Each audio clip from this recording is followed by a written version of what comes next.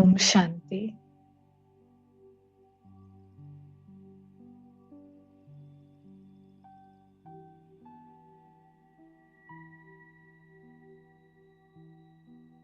शुरू करने से पहले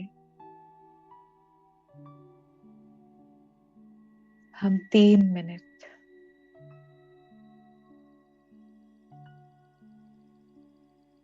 ईश्वर की याद में बैठेंगे।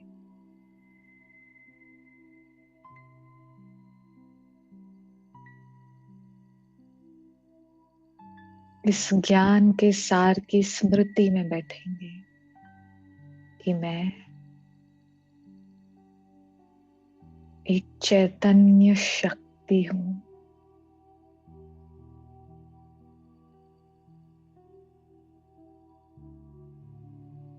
मैं दिव्य ज्योति बिंदु आत्मा हूं।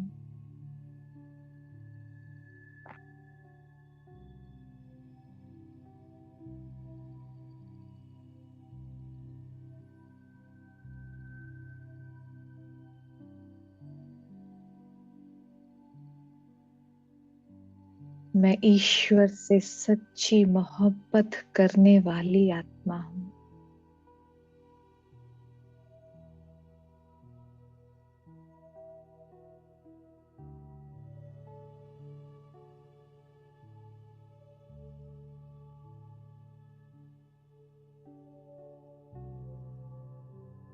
जो अभी उस ईश्वर के सुनाए हुए वर्ड्स को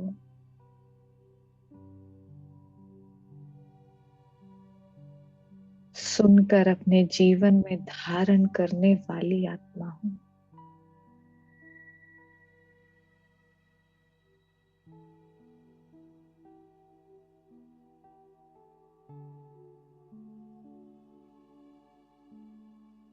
मैं वो हूं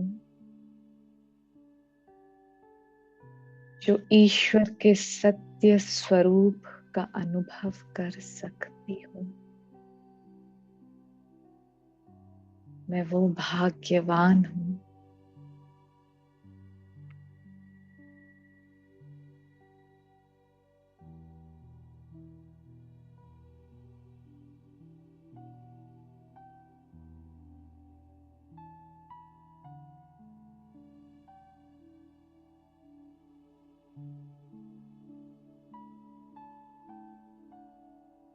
मैं उस ईश्वर पर आशिक हूं,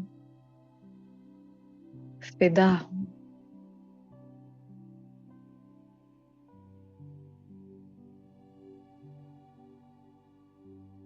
मैं अपने सच्चे माशूक को कह रही हूं, हे मेरे बाबा, आप सादर पधारें।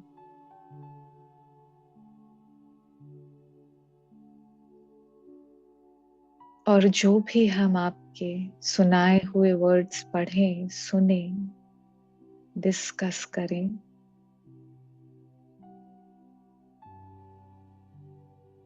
आपकी ईश्वरीय शक्ति से वो हम अपने अंदर समा लें।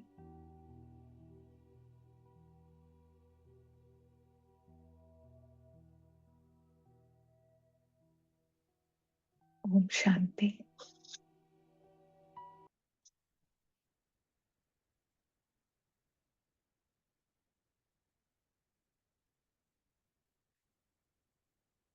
तो आज 6 फरवरी 1969 की अव्यक्त वाणी का हम रिवीजन कंटिन्यू करेंगे। तो हमने लास्ट 2 दिन जो देखा, जो सुना, अनुभव किया कि महिमा सुनना छोड़ो, महान बनो, ये टाइटल था। तो हम अपने आप से पूछें कि हम अपने पिता को या अपने माशूक को अपनी आंखों में कितना बसा के रखें। पिछले 2 दिनों 3 दिनों में हमारी आंखों से उसकी झलक है। हम कितना ईश्वरमयी हो गए हैं। हमारी वाणी, हमारी आंखें, हमारा चरित्र कितना हमारे पिता को दिखाता है। तो ये बहुत अच्छा चिंतन बिंदु है। हम इसका एक्सपीरियंस अभी सुनेंगे सबसे। और फिर बाबा ने सेकेंड डे क्या कहा था कि हमें क्या देखना है कि हम क्या है, मेहमान है। मेहमान, महिमा में नहीं फंसना है, उसका साधन है। ये सोचो कि हम मेहमान हैं, कोई कामना नहीं रखनी है। कामना नहीं। तो बाबा आज जो हम डिस्कशन करेंगे उसी का फॉलो अप है कि त्याग तपस्या सेवा, जो मेन है बाबा का त्याग तपस्या सेवा आज का तो हम देखेंगे। उससे पहले कोई शेयर करना चाहते हैं पिछले 2 दिन का एक्सपीरियंस, या कोई अच्छी टचिंग हुई हो, मंथन किया हो, तो आप शेयर कर सकते हैं, दूसरों को भी प्रोत्साहन मिलेगा।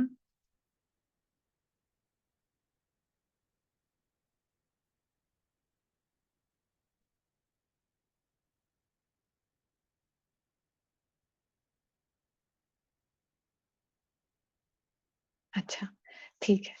तो हम सभी अपने मन में ही अपने आप को, अपना अनुभव रिकॉल कर लें। ठीक है। अभी सबसे पहले मुरली का फर्स्ट सेंटेंस क्या था, फर्स्ट क्वेश्चन जो भगवान ने पूछा वो क्या था? सभी याद की यात्रा में बैठे हो। तो हम सभी अटेंशन से बाप की याद में बैठे। जब हम इस याद में बैठेंगे तो हम बहुत अच्छे से धारण कर सकते हैं। तो अभी हम आगे बढ़ते हैं। बाबा कहते हैं तुम सभी को ज्ञान कौन सा देते हो? तो हम सबको बताते हैं किसका ज्ञान? त्रिमूर्ति का ज्ञान। त्रिमूर्ति क्या है? Generator, operator, destructor, Brahma Vishnu Shankar. जैसे त्रिमूर्ति का ज्ञान औरों को देते हो, वैसे अपने पास भी 3 बातों का ज्ञान रखना है। अभी आप लोगों ने नोटिस किया होगा कि भगवान usually, mostly, majority of the times 3 बातें बोलता है कि 3 बातें हैं, 3 प्रकार के बच्चे हैं। तो ये 3 का क्या इम्पोर्टेंस है? त्रिमूर्ति, फिर 3 वर्ल्ड्स, 1D, 2D, 3D, क्या इतना इम्पोर्टेंस है 3 का? तो जनरल वर्ल्ड में भी, जैसे जो पाइथागोरस थे, उन्होंने भी कहा था कि 3 एक ऐसा यूनिक स्पिरिचुअली सिग्निफिकेंट नंबर है कि आप देखेंगे जैसे 1 2 3 कहते हैं तो बहुत सिंपल है, कोई भी बच्चा, छोटे से छोटा बच्चा समझ जाएगा 1 2 3। अभी 1 + 2 = 3। ठीक है। फिर 1 × 2 × 3 = 6, एंड 1 + 2 + 3 = 6। तो 3 का इतना बड़ा इंपॉर्टेंस है, इसलिए बाबा हमें कह रहा है यहाँ कि त्रिमूर्ति का ज्ञान जैसे देते हैं वैसे 3 बातें छोड़ो और 3 बातें धारण करो। अब इसमें एक बहुत अच्छा सुंदर गुह्य पॉइंट भी है कि त्रिमूर्ति में हम बताते हैं ब्रह्मा विष्णु शंकर। ब्रह्मा क्या करता है? सृजन करता है, क्रिएट करता है, जेनरेट करता है। शंकर क्या करता है? डिस्ट्रॉय करता है ना, विनाश का निमित्त है। तो 3 बातें छोड़ो, शंकर बन जाओ। 3 बातें छोड़ो और 3 बातें धारण करो। 3 बातें धारण करो ब्रह्मा बनकर। तो अब यह 3 बातें छोड़ेंगे तब ही स्वरूप में स्थित होंगे। और जब हम ये 3 बातें धारण कर लेंगे तो हमारा सारा दिन जो पालना होगी वो हमें हमारे स्वरूप में हमें स्थित करेगी। सर्विस में सफलता भी होगी और तभी उसका रिजल्ट क्या होगा? सफलता। अब बाबा आ रहे हैं कि कौन सी बातें, बताओ कौन सी 3 बातें छोड़नी है जो सर्विस में विघ्न डालती हैं, जो सक्सेसफुल नहीं होने देती, जो छोड़नी है। एक, तो कभी भी कोई बहाना नहीं देना है। कोई भी बहाना नहीं देना है। अरे यार, इसको अक्ल नहीं है, क्या डांटूं? हैं? एक तो कभी भी किसी को कोई बहाना नहीं देना। दूसरा, कभी भी किससे सर्विस के लिए कहलाना नहीं। तीसरा, सर्विस करते कभी मुरझाना नहीं। तो 3 बातें हैं, बहाना, कहलाना और मुरझाना। अभी क्या होता है कि जब हम कभी अलबेलेपन में आ जाते हैं तो हम बहाना देने लगते हैं कि हाँ मुझे करना है, नहीं करना है, बहाने होते हैं। और फिर उसके कारण क्या होता है कि लोग हमें कहते हैं कि आप, जैसे एग्जाम्पल के लिए हम ले लें कि हम जैसे सभी अमृत वेले उठते हैं, अमृत वेले हम योग करते हैं, लेकिन कभी कभी क्या होता है हम ढीले पड़ जाते हैं कि उठते तो हैं लेकिन बस बैठे हैं, हाँ ठीक है, नाम नेमीनाथ जैसे। अभी कोई देखेगा तो हमें कहेगा ना कि भाई तुम्हारा अमृत वेला मजबूत नहीं है, उसे मजबूत करो। तो वो हुआ कहलाना, किसी ने हमें कहा।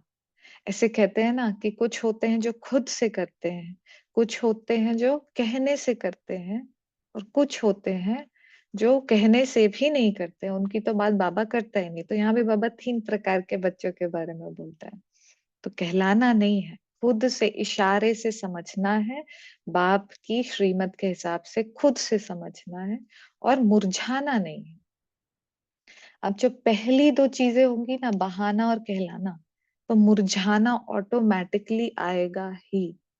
है ना, जैसे फूल होता है, वो मुरझा कब मुरझा जाता है, जब वो अपने पेड़ से, जड़ से निकल जाता है, तब वो मुरझा जाता है। तो ये हमारे लिए पेड़ या जड़ क्या है? बाबा की श्रीमत। है ना, जब बाबा की श्रीमत से हम कब अलग होते हैं? जब हम अलबेले बन जाते हैं, तब हम बाबा की श्रीमत से अलग, और फिर मुरझाना अपने आप ऑटोमेटिकली हो जाता है। तो बाबा कहते हैं यह 3 बातें छोड़नी है। नो बहाना, नो कहलाना, और इवेंचुअली नो मुरझाना।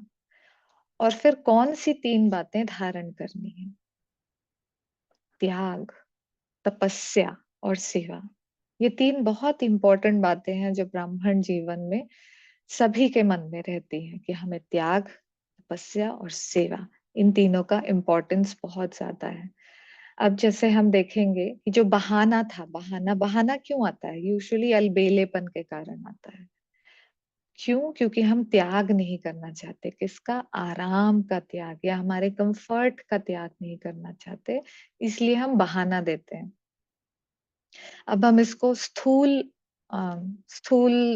दुनिया से भी समझ सकते हैं कि जैसे अम, हमारे जो लौकिक मामा जी हैं, उनका जो बेटे हैं, तो जब हम बचपन में उनके यहाँ जाते थे गर्मियों की छुट्टी में, तो वो जब पीएमटी की प्रेपरेशन कर रहे थे तो वो कभी नीचे नहीं आते थे, खेलने भी नहीं आते थे। सिर्फ खाना उनका ऊपर पहुंचा दिया जाता था, और वो नहाते भी ऐसे थे, बताया जाता था हमें कि वो सिर्फ एक लोटे से नहाते हैं, एक लोटा डाल के, और उसमें भी वो फिर फटाफट भागते हैं पढ़ाई करने के लिए। और सुबह एकदम अमृत वेला उठ के पढ़ाई, रात तक और लेट नाइट तक जाग कर पढ़ाई करते थे। और अब वो बहुत बड़े डॉक्टर हैं, सक्सेस मिली। क्यों? क्योंकि उन्होंने कभी बचपन में भी बहाना नहीं दिया कि मुझे सोना है, या मुझे आलस करना है, या मुझे खेलना है। उस समय तो खेलने का बहुत रहता है ना, गर्मियों की छुट्टी में स्पेशली। तो उन्होंने क्या किया? त्याग किया। सबसे बड़ा त्याग बच्चे के लिए खेलना, चॉकलेट, मिठाइयाँ, और अ, सोना। सोना बच्चों को बहुत प्रिय होता है। फिर उन्होंने क्या किया? तपस्या की। तपस्या किस बात की? दिन रात बस पढ़ना पढ़ना पढ़ना, एक लोटे से नहाना, और बस पढ़ना पढ़ना पढ़ना। और किस भाव से किया? सेवा भाव से, कि मुझे डॉक्टर बनना है, मुझे औरों की सेवा करनी है। तो ये जो 3 चीजें हैं, आप देख रहे हैं कि स्थूल दुनिया में भी इन्हीं 3 के बेसिस पे कोई भी इंसान सफलता प्राप्त करता है। तो स्पिरिचुअलिटी में भी ये 3 चीजें सबसे ज्यादा जरूरी हैं। यह 3 बातें धारणा में चाहिए, सिर्फ सुनने के लिए नहीं, सिर्फ बोलने के लिए नहीं, धारणा में। धारणा जो अंदर तक समाई हुई हो। तपस्या अर्थात याद की यात्रा, और सर्विस के बिना भी जीवन नहीं बन सकती। तो ब्राह्मण जीवन में 2 चीजें सबसे ज्यादा आवश्यक हैं, तपस्या और सेवा। तपस्या को बाबा ने कहा है याद की यात्रा। अभी जो तपस्या शब्द है वो बहुत गुह्य शब्द है। इसमें आप सबका अलग अलग इंटरप्रिटेशन रहता है कि तपस्या क्या है। तो कोई अपना शेयर कर सकते हैं कि वो तपस्या से क्या समझते हैं, व्हाट इज तपस्या फॉर देम। आप शेयर कर सकते हैं। स्व स्व ही तप करना, तप स्व करना ही, स्व के द्वारा। स्व के द्वारा, बिल्कुल।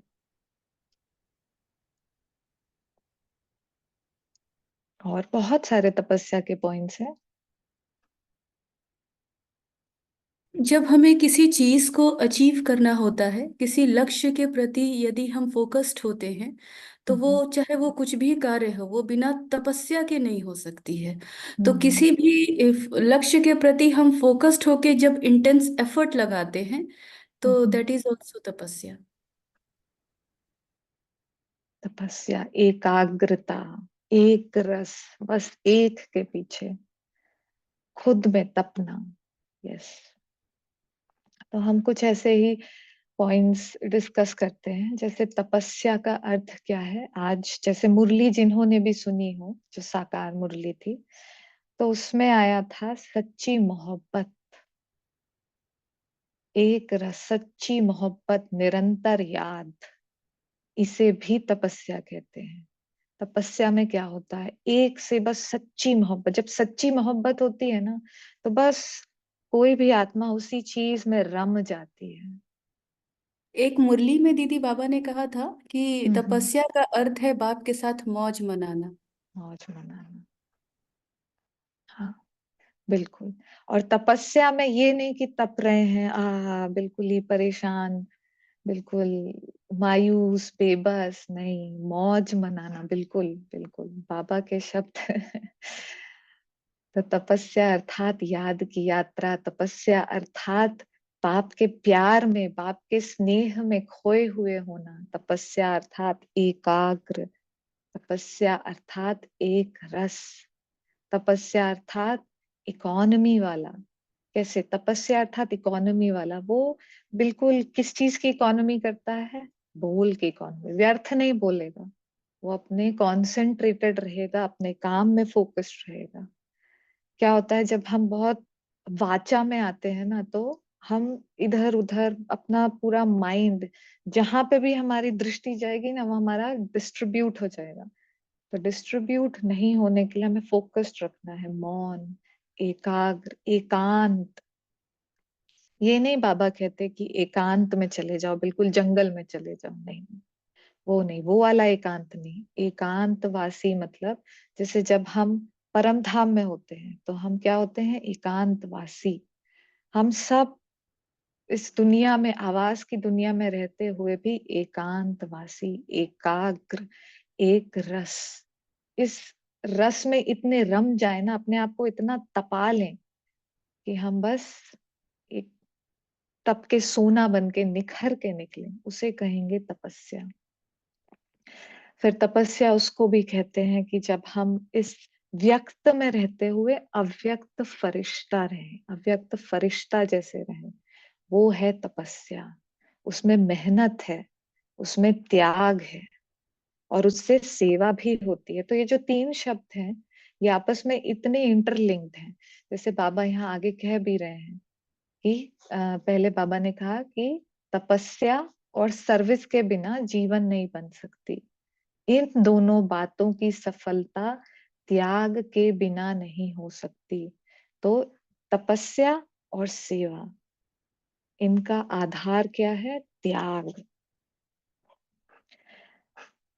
तो जैसे हम कभी किसी को कुछ समझा रहे, जैसे कोई नया पर्सन आया कोर्स करने के लिए, तो हमारे मन में एक त्याग भावना हो कि अच्छा, अभी त्याग किस चीज का, त्याग भी दो होते हैं। एक स्थूल, जैसे जो वो भैया थे, वो उन्होंने सोने का त्याग किया, उन्होंने मिठाइयों का, चॉकलेट का त्याग किया।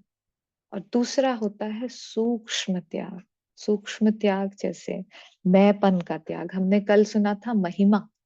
महिमा की कामना क्यों होती है, मैं, उसमें त्याग भावना नहीं होती। और जब तक त्याग भावना नहीं होगी, तब तक ना तपस्या सफल होगी, ना सेवा सफल होगी।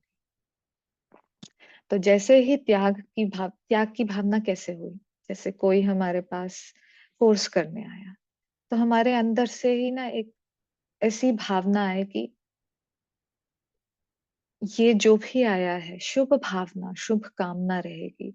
ये नहीं कि मैं इसको अच्छे से समझाऊं, मैं अच्छा समझाता हूँ, मैं ये कर रहा हूँ। नहीं, वो हुआ कामना वाला कि मेरी प्रशंसा हो, ये मेरी प्रजा बने, नहीं, उसमें त्याग नहीं है। ये जो भी आया है उसका भला हो, उसका कल्याण हो, वो भगवान को पहचान पाए, है ना, तब कहेंगे कि वो त्याग भावना है। कोई मतलब नहीं कि प्रजा बने नहीं बने, विश्व का कल्याण हो। मेरे पास कितने भी एक पेपर्स आए, कुछ भी आए, लेकिन इस आत्मा का कल्याण हो, इस आत्मा का भला हो, वो है त्याग भावना। तो ये जो भावना है ना, ये लोगों को अट्रैक्ट करेगी। जैसे हम कहते हैं ना, हमने इसको ज्ञान दिया, बहुत कोशिश की, लेकिन वो नहीं आया, तो इसमें कहीं ना कहीं कुछ भी कहीं ना कहीं मिसिंग होता है या गड़बड़ होता है ना। इसका मतलब कि हमने कहीं ना कहीं हम में ही कमी है, हम में 100% त्याग भावना नहीं थी, 100% तपस्या नहीं थी। तो ऐसा कहा जाता है, ऐसा सुना है मम्मा के बारे में कि मम्मा ने जिस किसी को भी ज्ञान सुनाया, वो आया ही आया है, वो बाबा का बच्चा बना ही बना है, भल अभी बन इमीडिएटली बना हो या भल कुछ सालों के बाद बना हो, लेकिन वो आया ही आया है। एक और एग्जाम्पल है एक माता का, जो मैंने रिसेंटली सुना था, कि वो माता एक किसी को कोर्स सुना रही थी। तो वो माता जैसे माता थी, पढ़ी लिखी नहीं थी, तो वो पूरा कोर्स भी नहीं जानती थी। तो उसने सिर्फ एक वो शिव बाबा का जो है ना चित्र, उसको लिया और वो समझाने लगी कि ये हमारा बाबा है, ये भगवान है, ये है प्रेम का सागर। और बस 1 मिनट तक खो गई, प्रेम का सागर। अब अब जो सुनने आया था वो भी बस उसको देखे जाए कि प्रेम का सागर समाई हुई है, समाई हुई है। फिर बोले सुख का सागर, और वो सुख के सागर में समा गई। फिर आनंद का सागर, और वो आनंद के सागर में समा गई। तो वो जो आत्मा थी ना, वो इस चीज से इतनी प्रभावित हुई, इतनी प्रभावित हुई कि वो रोज आया भाई, रोज आया। उसको बहनों ने कोर्स कराया, लेकिन वो पक्का बाबा का वारिस बच्चा बन गया। तो ये होता है त्याग, तपस्या और सेवा। वो माता में नहीं था कि मुझे सेवा चाहिए, मुझे सेवा चाहिए, उसमें थी भावना। भावना, त्याग। त्याग का मतलब भावना, भाव, भावना। कहते हैं ना, सारे सारी आत्माएं भावना की भूखी हैं, वो तभी आएगा जब हमें त्याग हो। तो बाबा कहते हैं इन दोनों बातों की सफलता त्याग के बिना नहीं हो सकती। इसलिए 3 बातें छोड़नी है और 3 बातें धारण करनी है। अगर इन 3 बातों की धारणा हुई तो क्या बन जाएंगे? जो आपका गायन है ना, वही स्वरूप बन जाएंगे। यहाँ आबू में भी आपका गायन है, किस रूप में और कौन सा यादगार रूप है? तो हम में से जितने भी मधुबन आबू गए होंगे, उन्होंने दिलवाड़ा मंदिर देखा होगा। तपस्या के साथ साथ और भी कोई मुख्य रूप का यादगार है? जिन्होंने दिलवाड़ा मंदिर ध्यान से देखा होगा, उन्हें याद होगा। जैसे तपस्वी हैं तो त्रिनेत्री भी हैं, थर्ड आई। तपस्या के साथ साथ यदि त्रिमूर्ति की है, तपस्या के साथ साथ याद त्रिमूर्ति की है, तो जैसा यादगार है त्रिनेत्री का, ऐसा बनना है। तीसरा नेत्र कौन सा है? ज्ञान का। तो ज्ञान के बेसिस पे तपस्या है। जैसे त्याग के बिना तपस्या नहीं है, वैसे ही त्याग को कायम रखने के लिए तपस्या जरूरी है, ज्ञान जरूरी है, तीसरा नेत्र जरूरी है। तो तीसरा नेत्र कौन सा है? ज्ञान का। जो हम सुन रहे हैं वो किसका ज्ञान है? भगवान का ज्ञान है। ज्ञान का तीसरा नेत्र ही यादगार के रूप में दिखाया है, तपस्वी और त्रिनेत्री। तीसरा नेत्र कायम होगा तब ही तपस्वी बन सकेंगे। अगर ज्ञान का नेत्र गायब हो जाता है तो तपस्या भी नहीं रह सकती। तो हमने देखा होगा कि जब हम मुरली सुनना कम कर देते हैं या ध्यान से नहीं सुन रहे होते हैं तो हमारा योग भी नहीं लगता, याद की यात्रा भी उतनी मजबूत नहीं होती, हो ही नहीं सकती, क्योंकि मेन है ज्ञान, तीसरा नेत्र। इसलिए अब त्रिमूर्ति शब्द को भी याद करके धारणा में चलेंगे तो वह बन जाएंगे। फिर अभी बहुत सुंदर बाबा कह रहे हैं, जो शक्तियों का गायन है, जो प्रभाव है, वह देखने में आएगा।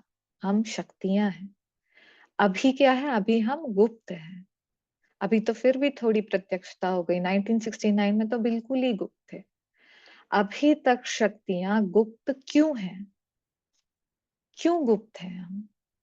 क्योंकि अभी तक अपने स्वमान, अपनी सर्विस, अपनी श्रेष्ठताएं अपने से ही गुप्त हैं। अपने से ही गुप्त होने कारण सृष्टि से भी गुप्त हैं। जब अपने में प्रत्यक्षता आएगी तब सृष्टि में भी प्रत्यक्षता होगी।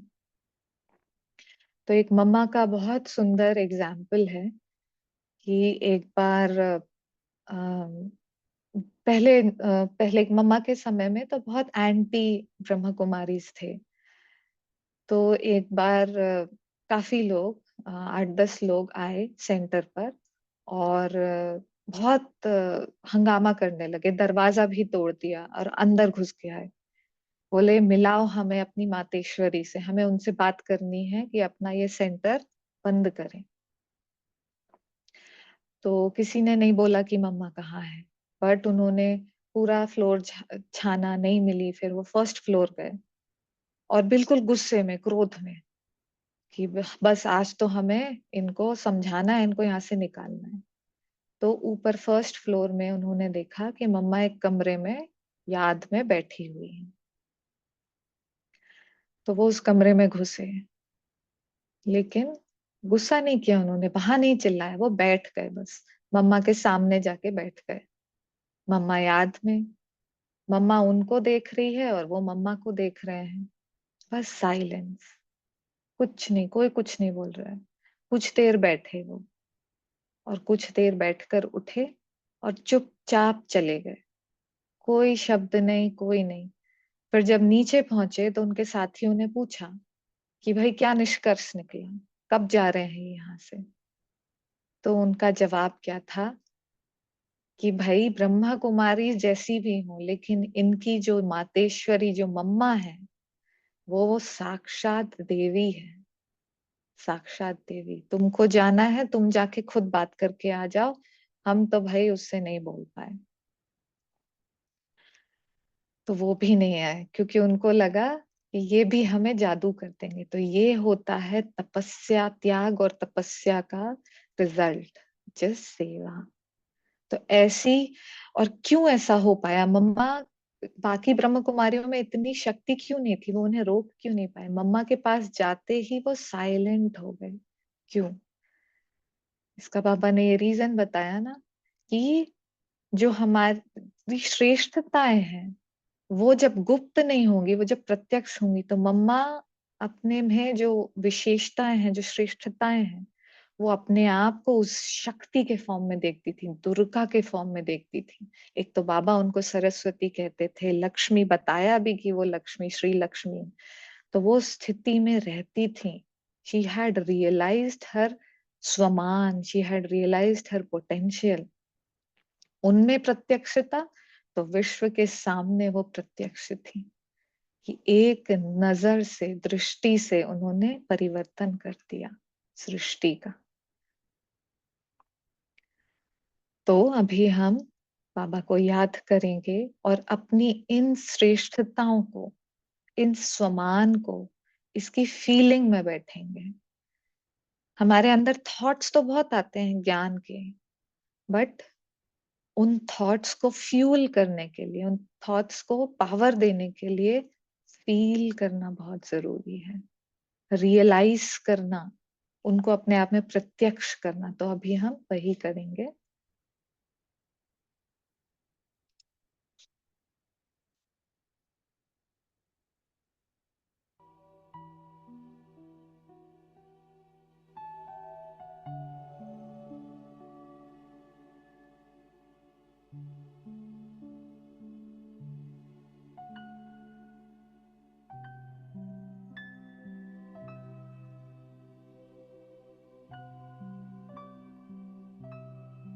इस शरीर के परे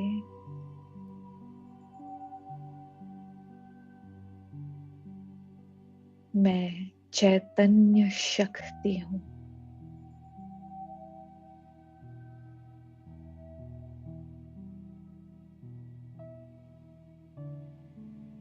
मैं एनर्जी सोर्स हूँ।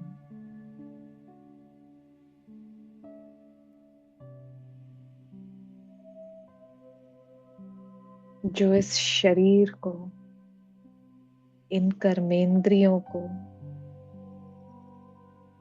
इन ज्ञानेंद्रियों को चलाता हूँ।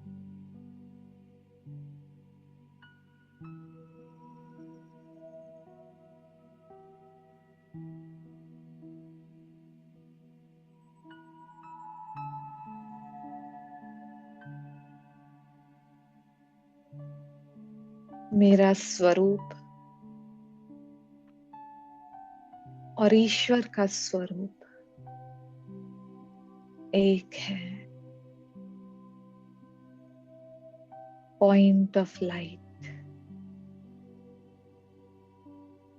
प्रकाश स्वरूप।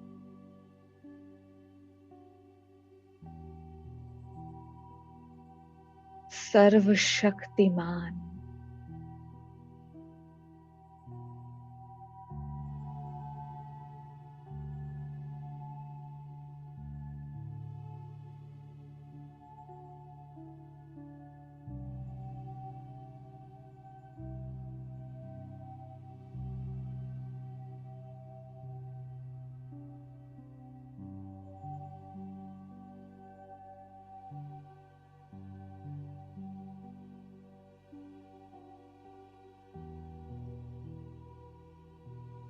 स्वयं ईश्वर कहता है, बच्चे तुम दुर्गा हो।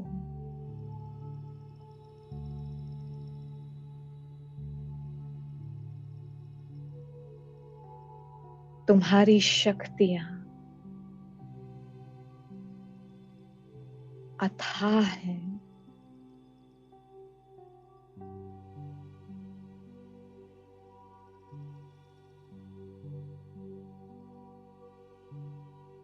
मैं स्वयं को शक्तिशाली दुर्गा स्वरूप में देख रही हूं।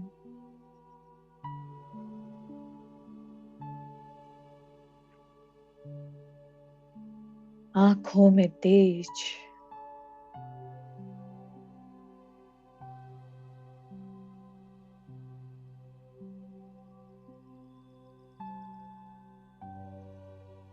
इतनी शक्ति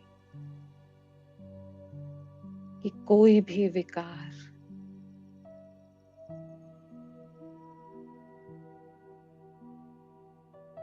मेरे आगे आने से डर रहा है। मेरी आंखों से धधकती हुई ज्वाला निकल रही है। ईश्वरीय शक्ति की ज्वाला।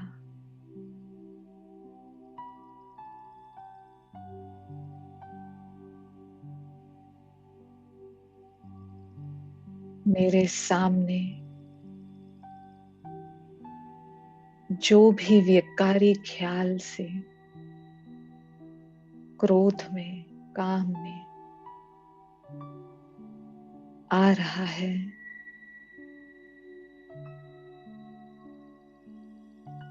उसके अंदर के विकार भस्म हो रहे हैं।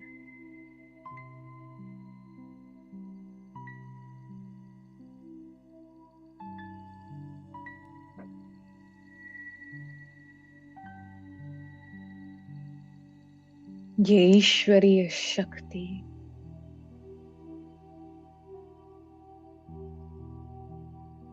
मेरे अंदर निरंतर बह रही है।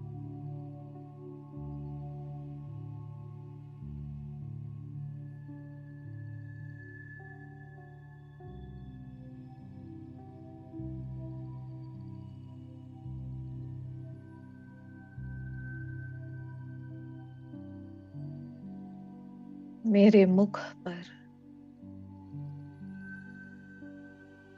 ईश्वरीय बोल है।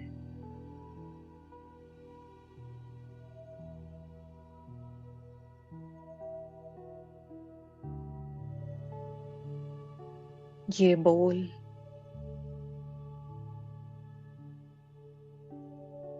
स्वयं ईश्वर के हैं।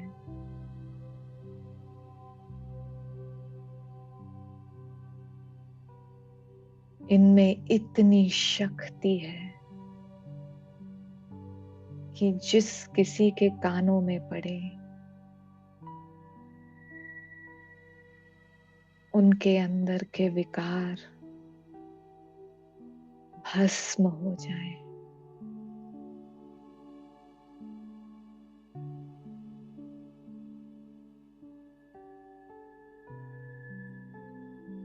और वो अपना सर्वस्व उस पिता को समर्पित कर दे।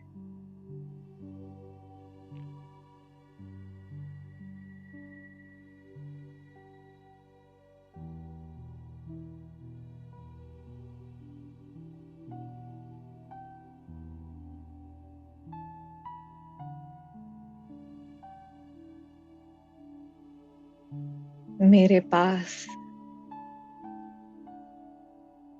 इतने सारे सूक्ष्म अस्त्र शस्त्र हैं।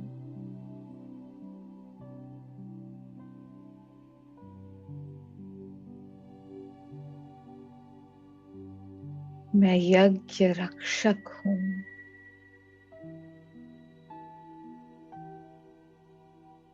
मैं शिव शक्ति आर्मी हूँ।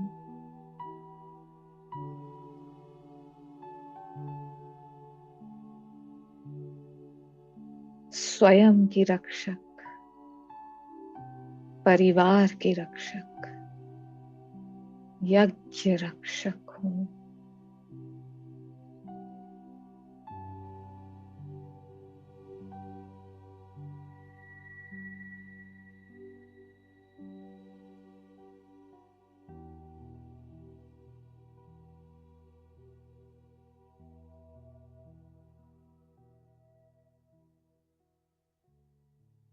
मैं दुर्गा, मैं वही दुर्गा हूँ जिसे सारा भारतवर्ष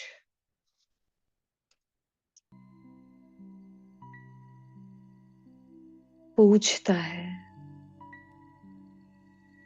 मुझे दुर्गा माँ कहता है।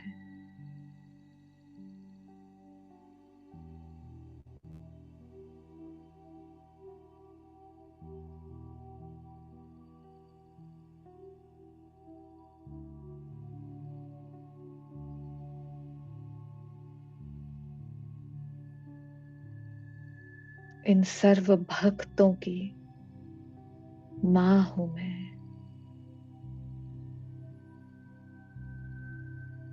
इनकी रक्षक हूं मैं।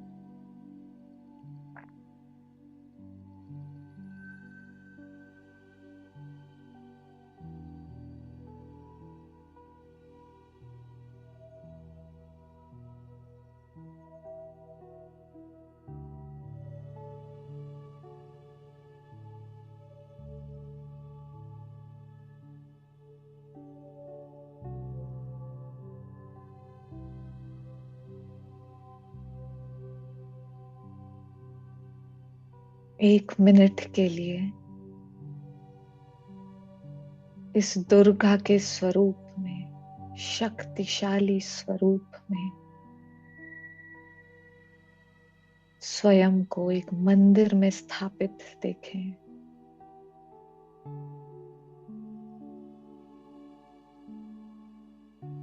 और नवरात्रि के उस दिन को याद करें। कितना उमंग, कितना उत्साह है आपके भक्तों में।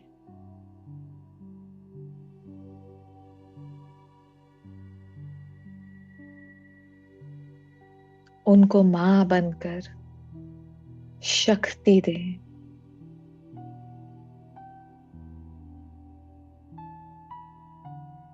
कि उनकी बुद्धि का ताला खुले और वो अपने पिता को पहचान जाए।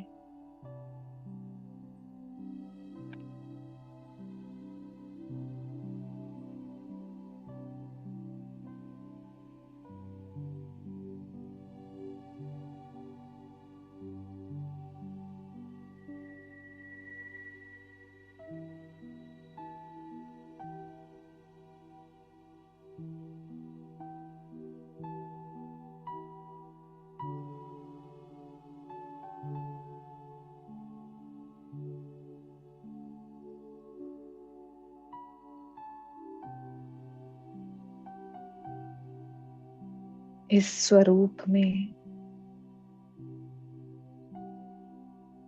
इस स्थिति में मैं अपने स्थूल शरीर में वापस स्थापित हो जाती हूँ और अपने इस दुर्गा स्वरूप को, शक्ति स्वरूप को निरंतर स्मृति में रखूंगी।